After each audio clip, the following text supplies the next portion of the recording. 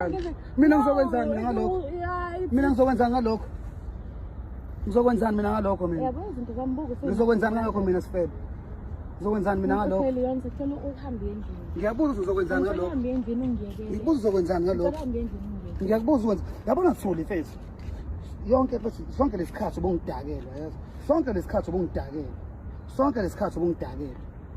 Ungangibuka njalo mfethu. Ungangibuka njalo. Ungangibuka njalo. Ungangibuka njalo. Ungangibuka njalo yazi. Ungangibuka njalo. Ungangibuka njalo. Ungangibuka njalo. Ungangibuka njalo. Ungangibuka njalo. Ungangibuka njalo yazi. Yes. Okay, vula ngibona. Vula ngibona. Usengembarrassile. Vula ngibona. Vula ngibona. Vula ngibona. Vula ngibona. Yini oyifuna lakho? Vula ngibona. Vula ngibona. And uyabona ukuthi awuyitholi hard drive yakho. Zonke izinto zami ususikephi? Ususikephi? Angithi ushilo ukuthi ngiyodelini. Usejardini. In your yard. Ususekhaya, usejardini. Yini yard? Usukubiza ngasejardini. Iyadi kanti. Usukubiza ngejaridi. Okay, I'm sorry, but sengisukile in your yard. Ejardini. Kanti yini ijaridi ngesizulu ngiyadi ngesizulu because sethi ijaridi leli. Yazi reason why ngize nalo ngifuna ukubona ifoni.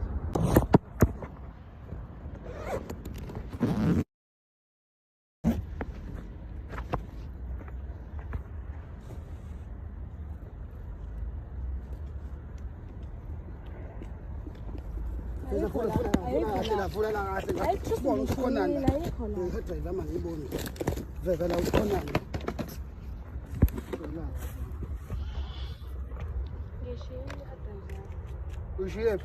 Angazi lapha ngokwadi sokupeqoya kanjani sabe.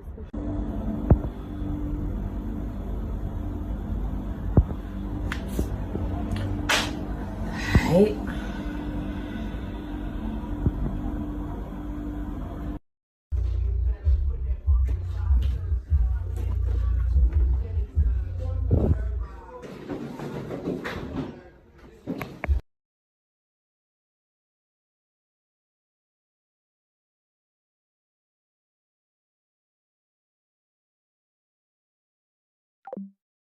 My live ended ngenxa ye connection. Bengisaclarify la ukuthi to everyone or sticker ku end lie.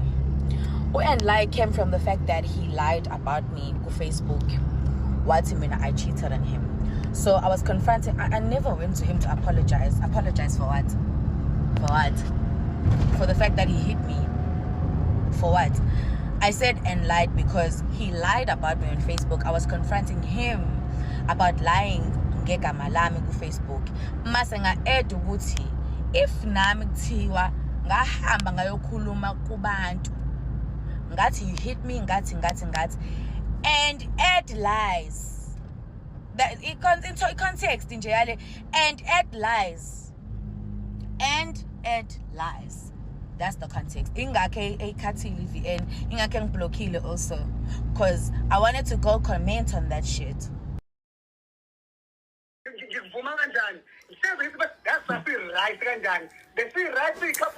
Leon. Okay, Leon. Yini into engishilo laphaya. Wait, hold on. Yini into engishilo laphaya ongayithandanga. Engishilo ngawo.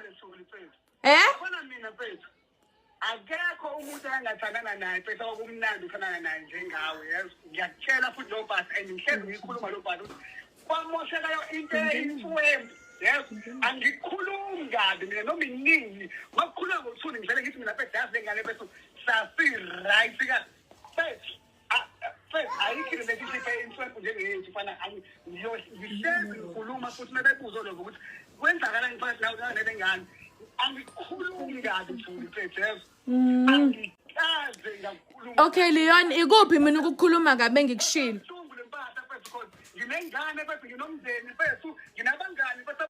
Okay, awufuna ukuyistate mhlawumbe uzobe uyistate ngesinye isikhathi lapha during i-call yethu. But into engifuna ukucacisela yona mfethu ukuthi mfethu ungangibuza ungangibuza wena mfethu uyangizonda mfethu ngilapha lapho mfethu nginanyweni mfethu and manje Sekuzofika le place where I feel like namsengiyakuzonda because uyangizonda mfethu. Mfethu, Leon. Sure. You call. Yeah, you called me go private. Why you phone private?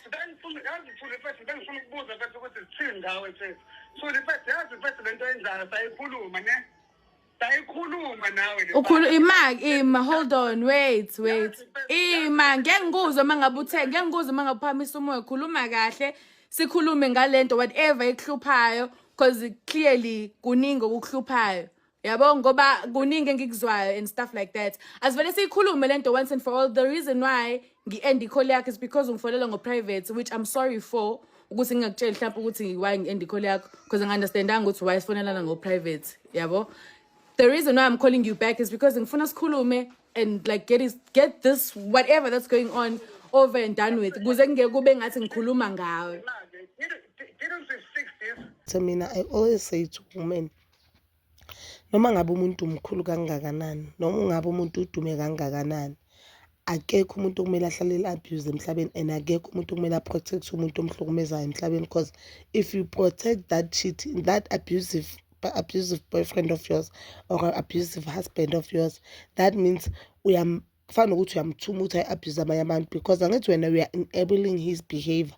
Makasoka lapho uyoshaya omunye umuntu because in the name yokuthi I am protecting his image, and you opening a case, that doesn't mean mele uzuze ku-social media. You can just open a case and never talk about it on social media. Iyazowina amaphoyisa, and if amaphoyisa they decide to leak the story, that is none of your business, but that is on them. You didn't expose this man, but you did the right thing, not only for you but for all the women out there. I remember last time when there was a candle lighting, Uthuli Matlamuga was there, and Uthuli's speech esibaluleke kakhulu, and that was very powerful. I felt that speech. Kanti girl, she has been going through an abusive relationship. This guy, Ulen, is the very same guy who once said Uthuli cheated on him. And now to us it made sense why Uthuli never speak about him, but he's always speaking about Uthuli. You know why? And then he said he never went to any podcast and talk about ill of Uthuli because he knew ukuthi yena bekahlukumeza omunye umntwana. Lo baba omdala umshayelani lo mntwana. Umshayelani Marlene Uthuli. And about her exposing Ulen kanje. Yes, it's a good thing, but I feel like she also needs to open a case. So that I believe with abantu abashaya first they belong in prison. Now you can indawo lapha belong because you exposing him like this. Ukhona umuntu engeke abone le post. And usazochubeka. Cabanga labantu bahlwane nini? I think Fresberg, if not Fresberg, bayingakho abanye abantwana babantu abashayile that they didn't know ukuthi lo muntu inhlobo muni kapende.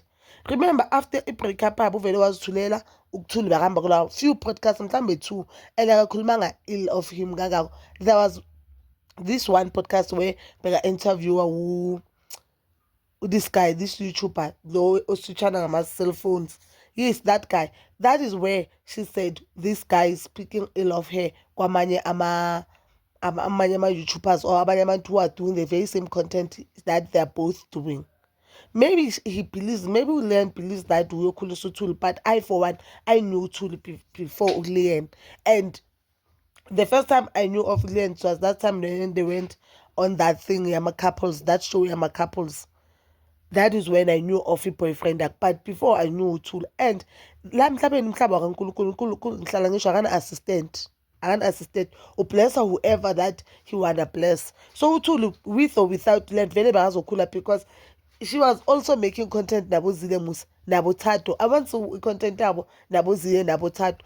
Ukel vele bega pusher. It's not like Uthuli bega relax, bega push. And if you can't a number. Yes, Uthuli has been in this industry. On the industry. Vele bokuyisikhathi ukuthi vele bekazowaziwe because if you are being consistent and you push your work very hard, vele uNkulunkulu will bless you. Believe me. Don't give up. Ungazongoba umuntu athi content yakho iphuma slow, content yakho. Vele uNkulunkulu uzokubusisa ngoba umsebenzi mawusebenza kanzima. Hard work pays, guys. Hard work pays. So this is so sad. I do feel sorry for Uthuli Matlamuga, and I feel like she needs to get the justice that she deserves. And I do feel like ngabusho lento lesuna. Ngaba abantu abaningi abadlulanga lento le because I've seen a lot of women bayaphuma bathi nami ukwenze lokhu kimi, nami bekakwenza lokhu kimi, but I don't blame uThule. I also blame lamanye abafazi or lamanye ama-girlfriend ngabe baphumile bavula icase. Yes, now ngasho ukuthi uThule ngabe uvula icase because uThule makhuluma into yakhe beyizothola i-following eningi or bezwaziwa kakhulu because of i-following anayo. This is so sad. Umuntu akuhlukumeza akushaya kwenze yonke lento le, then I expect ukuthi wena futhi uphinde umzothela, then I expect ukuthi wena ugijima ngomva kwakhe. I don't know ukuthi lo baba umdala umfunani nomntwana. This is so sad, guys. Ngiyayinyanya indoda eshaya umfazi, angifuni ngicamba amanga. Ngiyayinyanya indoda eshaya umfazi. Akunamsebenzi ukuthi umfazi uchithile or umfazi udla imali yakhe ini. Niyamnyanya umuntu eshaya omunye umuntu. Because I don't really understand ukuthi usomshaya ngoba ingane yakho. Even ingane yakho awuyishayi. Umuntu akushaya maceda aphinda akukhulume ngabe, umuntu akushaya maceda aphinda afuna ukukudestroy. That means this guy dated uThule just because he felt as if uThule uyi-threat career yabo. He felt as if uThule uye umbonile nje ukuthi kule industry umuntu engathi uyangiginqa yilo mangijole naye so that we can share the money. Wathi mabona usuyahluka lapho wathi mangimdestroy because why wonke umuntu osebenzeni noThule afuna ukusebenza naye. And if you listen to i-call abenayo, you could see ukuthi uThule akacamba amanga. uThule akacamba amanga. I am not disappointed to this guy. Angifuni ngicamba amanga. I was not expecting anything from him. Nje angifuni ngicamba amanga, iyangicika lento yalo baba. Iyangicika. I so pray ukuthi labantu kade bangavula icase aye la belonga khona. And as South Africans, we need to stop this thing of protest some abusers. Because our protect some abusers. If uThule ngaphambili wayevula icase, bokuzoba i-DJ emaphoyisa and uThule phongolo. I know nami ngiyasho namanje ukuthi ngabe uyivulile icase. This is so sad. I feel sorry for uThule and ngimfisela konke okuhle impilo ngathi uNkulunkulu angambusisa and angaphinda join isilwalane esifana nayo lo. That is all for now. Bazalwane, please comment down below your thoughts and please don't forget to like, subscribe, share and hit that notification button. Ngithanda ukuya nobuya.